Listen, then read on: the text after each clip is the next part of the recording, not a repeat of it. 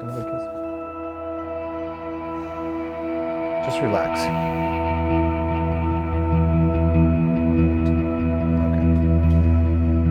So many of us actually do a better job of taking care of someone else than we do ourselves. And there's lots of reasons for that. That may be that we don't know that we are loved. It may be that we feel selfish, actually tending to our own needs, our own souls, the parts of us that sometimes are neglected. But you know this, that if you're loving someone, taking better care of someone else than you are yourself, it catches up to you. There's a loss of integrity. There's a lack of credibility there.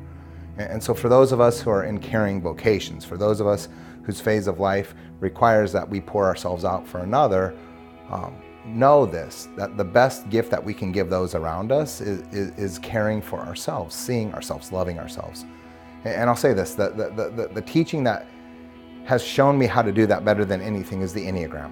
And so if you've never heard of the Enneagram, it's a human character structure tool that shows us the 9 archetypes or the 9 ways of being us. It shows us the reasons we think and act and feel in the ways that we do, and it shows us what motivates us to give ourselves away. The Enneagram shows us that each of us carry with us great potential and great capacity to be loved and to be a source of love. But it also shows us that each of us struggle with a basic fear. And this fear, really fundamentally in 9 different ways, is that we're unlovable, that we can't be loved, or that we won't allow ourselves to receive this love.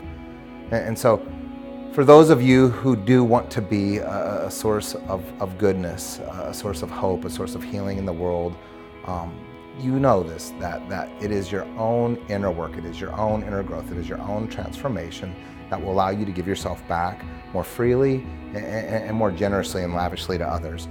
And that's what the Enneagram does. It gives us a compassionate sketch of possibilities. It gives us a roadmap of finding our way home, finding our way back to our true selves. So you can join us in this conversation. It's a conversation that we've been having for several years here at our little nonprofit Gravity.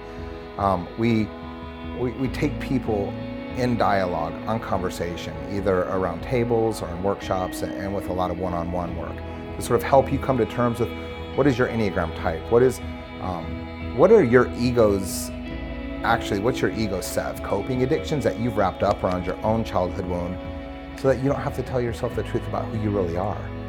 And sure, that might work, and this sort of scaffolding that we wrap up around the projection of our own ego mythology might seem to help us get by, but in the end that doesn't serve anyone, and it certainly doesn't serve us.